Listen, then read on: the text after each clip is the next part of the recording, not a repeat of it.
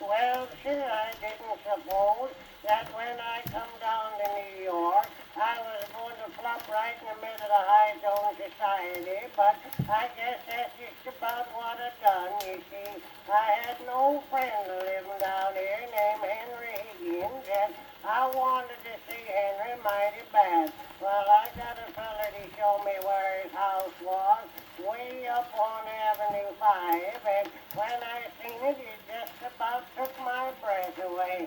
Henry's house is a good deal bigger than the courthouse at Pumpkin Center.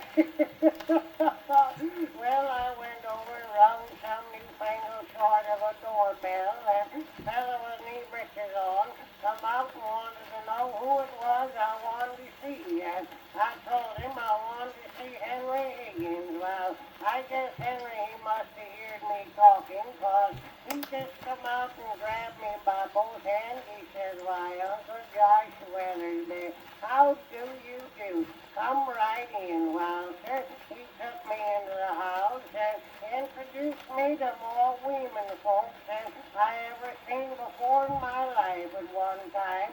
I guess they was having a sort of society doings at Henry's house. One lady said to me, "Why, Mr. Weathersby, I'm so glad to see you. I've heard Mr. Higgins speak to you so often." I said, "Well, now, you put me in mind old Nancy Smith back home, and she's been trying to get married last 40 years that I can remember on." Well, they had a dance. I think they called it a cowpillion. Well, sir, I hopped right out on the floor and cut up more capers than any young fella there. Just looked as though all the ladies wanted to dance with me. One lady asked me if I danced the jazz, and I told her no, I danced with my feet. Then they had some meat in the dining room. Well, I hadn't got any more eating right good when that fella with the knee breeches on insulted me. He handed me a little wash bowl with a towel around it, and I told him he needn't cast any insinuations at me. I washed my hands before I come in. Well, then they had something what they call Charlotte Russe, kind of a little table mug made out of cake and full of sweet lavender.